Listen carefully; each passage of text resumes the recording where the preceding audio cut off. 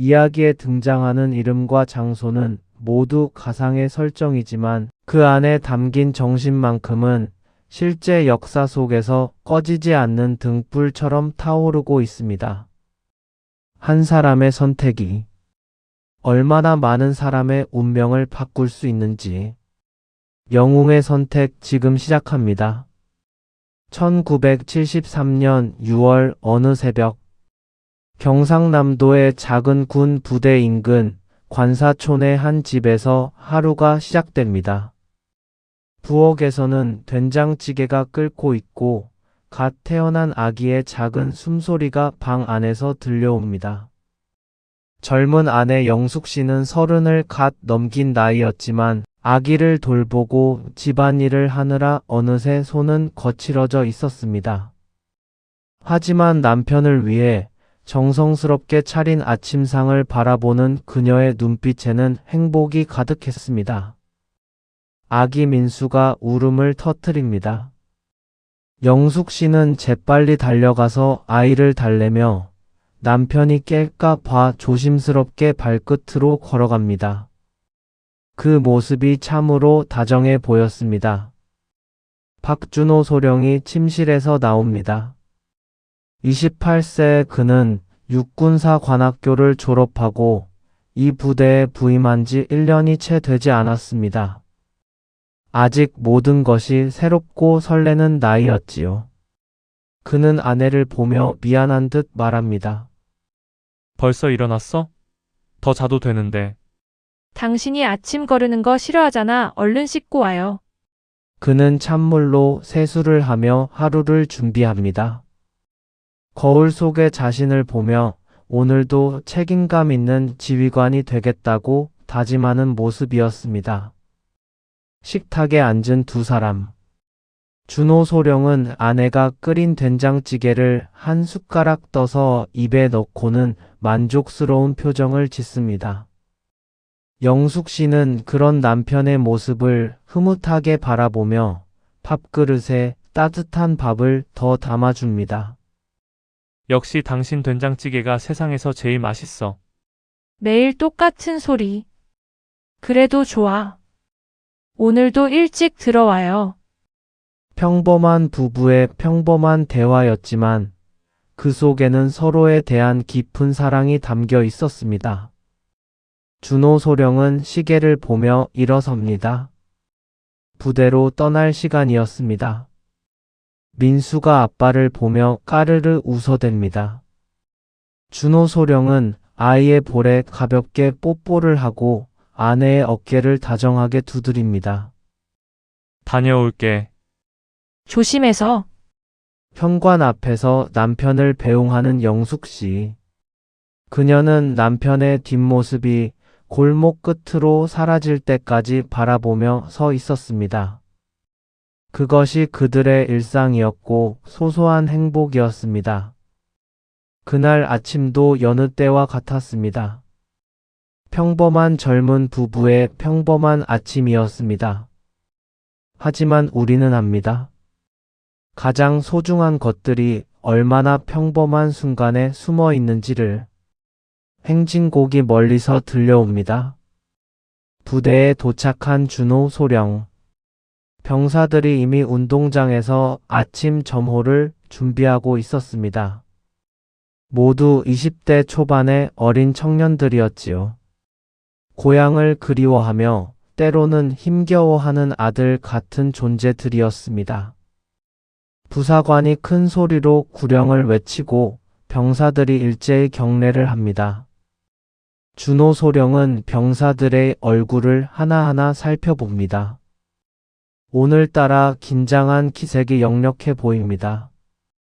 실탄 훈련이 예정되어 있었기 때문입니다. 오늘 실탄 훈련이 있습니다. 모두 긴장하지 말고 배운 대로 하면 됩니다.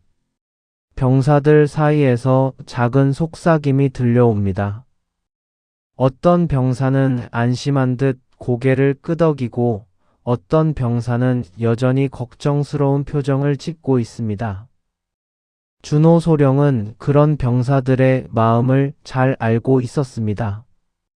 박준호 소령은 병사들 사이에서 인정 많은 소령님으로 불렸습니다. 엄격하면서도 따뜻한 마음씨로 고향을 그리워하는 어린 병사들을 아들처럼 돌봤습니다. 특히 집안 사정이 어려워 마음 고생하는 병사들에게는 더욱 세심한 관심을 기울였습니다. 훈련 시작 전 준호 소령은 한 병사를 따로 불러냅니다. 김상병이었습니다. 어제 집에서 온 소식 때문에 밤새 잠을 못 잤다는 것을 알고 있었거든요. 김상병이 뛰어옵니다. 얼굴에 걱정이 가득해 보였습니다. 준호 소령은 그런 김상병을 따뜻한 눈빛으로 바라보며 조용히 물어봅니다. 어제 전화로 집에 연락했다며? 무슨 일 있나? 아, 별일 아닙니다. 그냥 어머니께서 몸이 좀 안 좋으시다고. 김상병의 목소리가 떨리고 있었습니다. 준호 소령은 그의 어깨에 손을 올리며 아버지처럼 다정하게 말합니다. 걱정되겠구나. 하지만 내가 여기서 최선을 다하는 것, 그게 부모님께 효도하는 길이야. 알겠나? 김상병의 눈가가 촉촉해집니다. 고마움과 안도감이 뒤섞인 표정이었습니다. 이런 상관을 만난 것이 얼마나 다행인지 모르겠다는 생각이 들었겠지요. 준호 소령은 항상 병사들에게 이렇게 말했습니다. 군인도 사람이다. 마음이 흔들릴 때가 있다. 하지만 그럴 때일수록 더욱 서로를 의지해야 한다. 드디어 훈련이 시작될 시간입니다. 병사들이 장비를 점검하고 훈련장으로 이동합니다. 준호 소령은 큰 소리로 병사들을 독려합니다. 모두 집합. 오늘 훈련은 실전과 같습니다. 하지만 두려워하지 마십시오. 배운 대로 하고 서로를 믿으면 됩니다. 그의 목소리에는 확신이 담겨 있었습니다. 병사들도 그 목소리를 듣고 조금씩 긴장을 풀어갑니다. 그날 오후, 뜨거운 햇살이 훈련장을 내리쬐고 있었습니다. 1973년 6월 15일 오후 2시 30분, 경남의 한 부대 훈련장. 뜨거운 햇볕이 내리쬐는 가운데 병사들이 수류탄 투척 훈련을 위해 준비하고 있었습니다. 훈련장 곳곳에는 안전 요원들이 배치되어 있었고 응급처치를 위한 의무병들도 대기하고 있었습니다. 모든 준비는 완벽했습니다. 적어도 그 순간까지는 말이죠.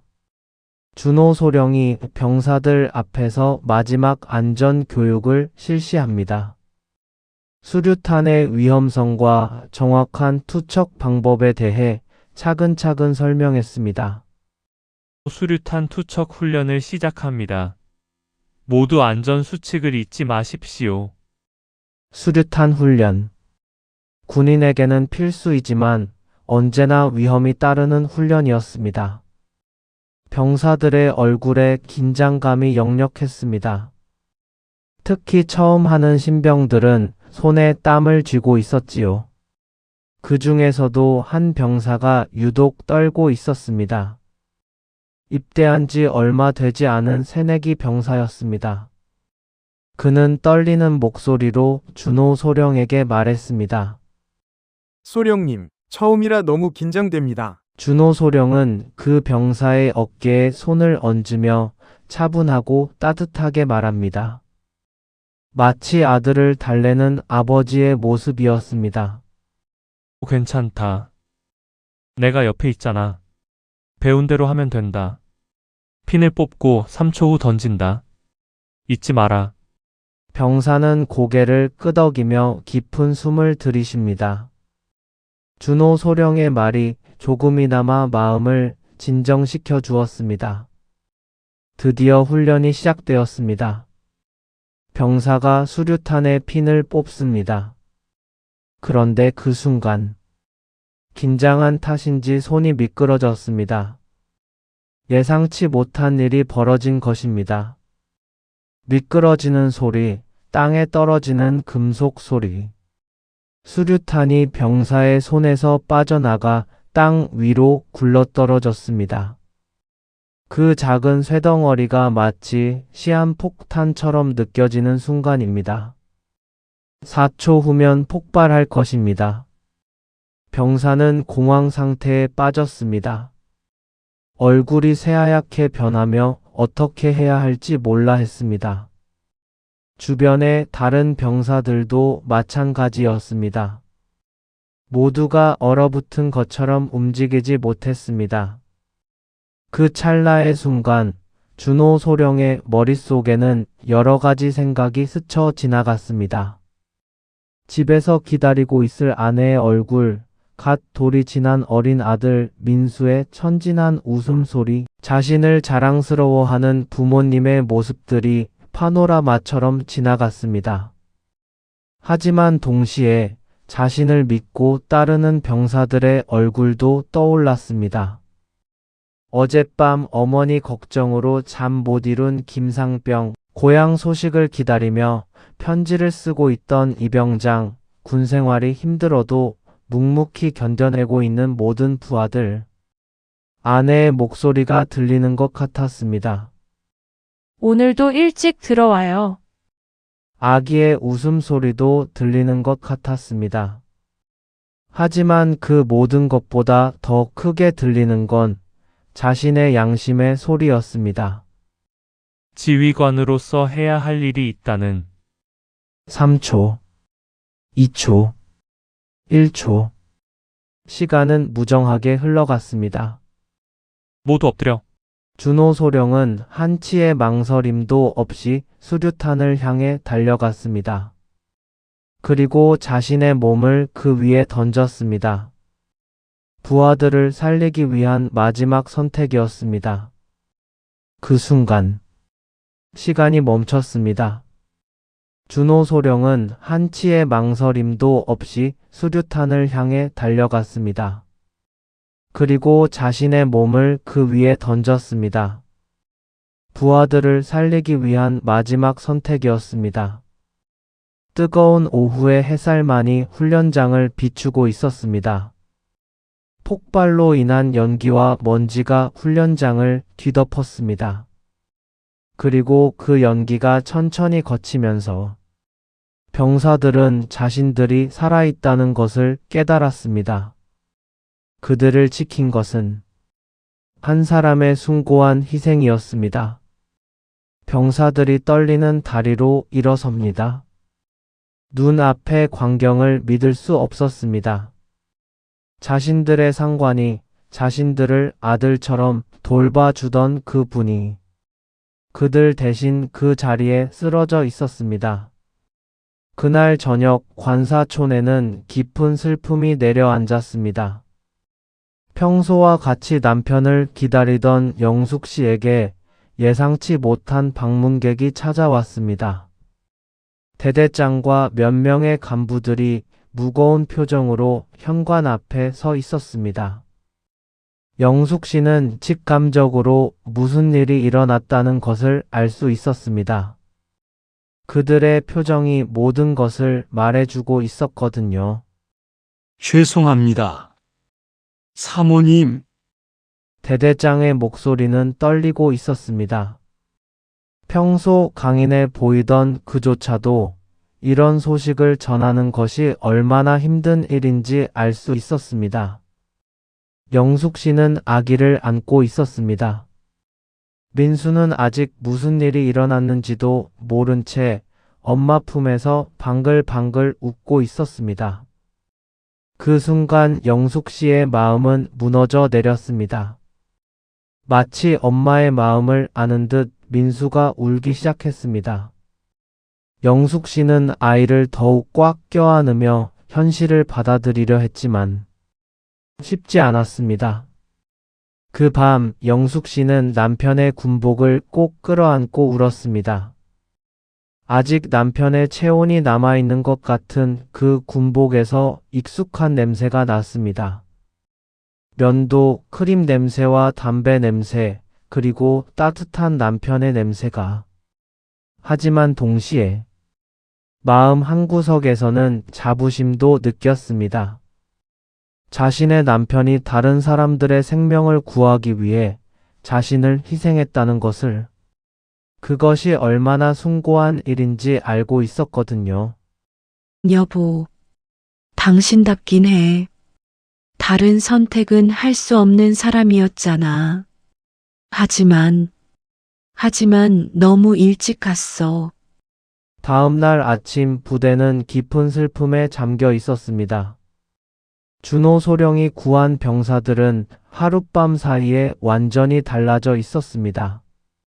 그들의 얼굴에는 감사함과 미안함, 그리고 깊은 책임감이 새겨져 있었습니다. 김상병이 동료들과 함께 준호 소령의 사진 앞에 서 있었습니다. 눈시울이 붉어져 있었지만 그의 눈빛에는 강한 의지가 담겨 있었습니다. 부사관이 병사들을 집합시켜 묵념을 올렸습니다. 그 순간 훈련장은 숙연함으로 가득했습니다. 모든 병사가 마음속으로 다짐했습니다. 소령님의 희생을 헛되이 하지 않겠다고. 부대 전체가 그의 죽음을 애도했습니다. 그리고 그가 구한 병사들은 평생 그 은혜를 잊지 않겠다고 다짐했습니다. 그들에게 준호 소령은 단순한 상관이 아니라 두 번째 아버지와 같은 존재였거든요. 그로부터 한 달이 흘렀습니다. 김상병이 집에 전화를 걸었습니다. 어머니의 목소리를 들으며 그는 자신이 살아서 이렇게 통화할 수 있다는 것이 얼마나 소중한지 새삼 깨달았습니다. 어머니는 아들의 목소리가 평소와 다르다는 것을 알아챘습니다. 더 진중하고 더 성숙해진 것 같았습니다. 김상병은 어머니에게 모든 사실을 털어놓았습니다.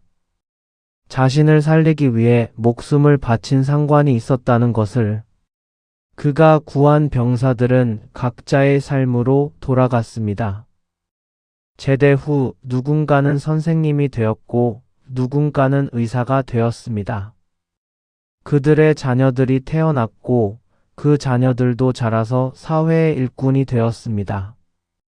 한 사람의 희생이 만들어낸 무수한 생명의 나무들이었습니다. 세월이 흘러 1990년대가 되었습니다. 민수는 이제 대학생이 되어 있었습니다. 아버지의 얼굴은 사진으로만 기억하고 있었지만 어머니로부터 수없이 들은 아버지의 이야기들이 그의 마음속에 깊이 새겨져 있었습니다. 어느 날 저녁 민수가 어머니에게 물었습니다. 이제 50대가 된 어머니는 세월의 흔적이 있었지만 여전히 남편을 말할 때면 눈빛이 반짝였습니다. 엄마, 아버지는 정말 영웅이었나요? 영숙 씨는 잠시 창밖을 바라보며 생각에 잠겼습니다. 20년이라는 세월이 흘렀지만 남편의 마지막 선택은 여전히 자랑스러웠습니다. 그럼 너희 아버지는 진짜 영웅이었단다. 민수는 아버지의 사진을 바라보며 다시 물었습니다. 저도 아버지 같은 사람이 될 수 있을까요? 어머니는 아들의 어깨에 손을 얹으며 따뜻하게 말했습니다. 영숙, 너는 이미 아버지의 아들이잖니. 그것만으로도 충분해. 그 옛날 훈련장에는 작은 비석이 세워졌습니다. 순직 장병 위령비라는 글자가 새겨진 소박한 비석이었습니다. 매년 신병들이 그 앞에서 묵념을 올립니다. 젊은 신병 한 명이 교관에게 조심스럽게 물어봅니다. 그의 얼굴에는 호기심과 존경이 뒤섞여 있었습니다. 이분이 우리를 위해 돌아가신 분인가요? 교관은 비석을 바라보며 엄숙하게 대답합니다. 그도 한때는 어린 신병이었고 이 이야기를 들으며 군인 정신을 배웠던 사람이었습니다. 그렇다. 너희와 같은 나이의 병사들을 구하기 위해 자신의 목숨을 바친 분이다. 신병들의 표정이 숙연해집니다. 그들 중 한 명이 다시 물었습니다. 정말 대단하시네요. 교관은 신병들을 둘러보며 천천히 말합니다. 이 말을 전하는 것이 선배 군인으로서의 의무라고 생각했습니다. 영웅은 특별한 사람이 아니다. 남을 위해 자신을 내려놓을 줄 아는 사람. 그런 사람이 영웅이다. 감동적인 음악이 흐른다. 그리고 오늘 2025년 박준호 소령이 구한 병사들의 자녀들, 손자들이 대한민국 곳곳에서 살아가고 있습니다. 의사로, 교사로, 공무원으로. 각자의 자리에서 누군가를 돕고 있습니다. 현재의 병원 소리. 서울의 한 대학병원. 중년의 의사가 환자와 가족들을 진심 어린 마음으로 돌보고 있습니다. 그의 진료실 책상 위에는 작은 액자가 놓여 있습니다. 군복을 입은 젊은 장교의 사진이었습니다. 환자가 불안해하자 의사는 따뜻한 목소리로 말합니다. 환자분 걱정 마세요. 최선을 다해서 치료해 드릴게요. 이 의사는 그날 구조된 김상병의 아들입니다. 아버지로부터 수없이 들은 준호 소령의 이야기가 그를 의사의 길로 이끌었습니다. 생명을 살리는 일이야말로 소령님의 뜻을 이어가는 것이라고 믿었거든요. 부산의 한 초등학교 교실. 여선생님이 아이들에게 도덕 수업을 하고 있습니다. 오늘의 주제는 진정한 영웅이었습니다. 여러분, 진정한 영웅은 영화 속에만 있는 게 아니에요. 우리 주변 어디에나 있답니다. 이 선생님은 그날 구조된 병사의 딸입니다. 할아버지로부터 들은 그 이야기가 그녀로 하여금 교육자의 길을 걷게 만들었습니다. 아이들에게 올바른 가치관을 심어주는 것, 그것이 소령님께 보답하는 길이라고 생각했습니다. 대구의 한 소방서.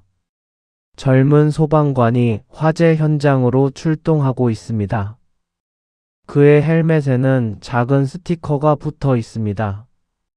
남을 위해 살자라는 글귀였습니다. 이 소방관은 그날 구조된 병사의 손자입니다. 할아버지로부터 들은 이야기가 그를 남을 구하는 일에 뛰어들게 만들었습니다. 박준호 소령. 그는 28년의 짧은 생을 살았습니다. 하지만 그의 선택은 50년이 넘도록 수많은 사람들의 마음속에서 살아 숨쉬고 있습니다. 그가 구한 병사들은 모두 각자의 삶을 살았습니다. 결혼을 하고 아이를 낳고 그 아이들이 또 자라서 어른이 되었습니다. 그렇게 한 사람의 희생이 수백 명, 수천 명의 생명으로 이어져 온 것입니다.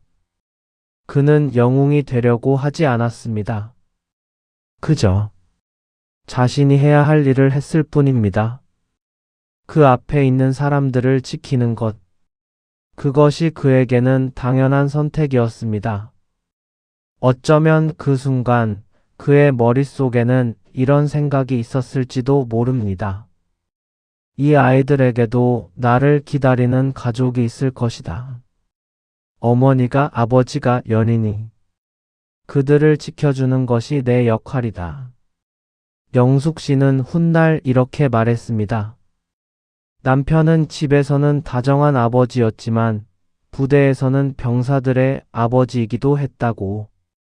2024년 오늘 영숙 씨는 80세가 되었습니다.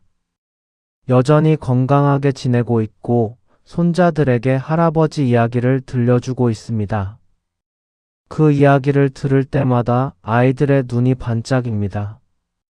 오늘도 어디선가 누군가는 어려운 선택 앞에 서 있을 것입니다. 나를 위할 것인가, 남을 위할 것인가. 박준호 소령의 이야기는 우리에게 말합니다. 진정한 영웅은 특별한 능력을 가진 사람이 아니라 옳은 것을 선택할 용기를 가진 사람이다 라고. 여러분, 오늘 하루도 누군가의 영웅이 되어주세요. 작은 친절, 따뜻한 말 한마디. 그것도 누군가에겐 구원이 될 수 있습니다. 지금도 우리 곁에는 박준호 소령 같은 분들이 계십니다. 묵묵히 자신의 자리에서 남을 위해 헌신하는 분들이. 그분들 덕분에 오늘도 우리는 안전하고 평화로운 하루를 보낼 수 있습니다. 영웅의 선택. 이것은 단순히 과거의 이야기가 아닙니다. 지금도 계속되고 있는 이야기입니다. 여러분 한 분 한 분이 그 이야기의 주인공이 될 수 있습니다. 오늘 이야기가 여러분이 오늘은 살아가는데 조금의 힘이 되길 바랍니다. 혹시 또 다른 감동받은 이야기가 있으시다면 댓글 나눠주세요. 여러분의 이야기가 또 다른 누군가에게 감동이 될 수 있습니다. 구독과 좋아요, 그리고 여러분의 소중한 댓글은 더 많은 감동적인 이야기를 전해드릴 수 있는 힘이 됩니다.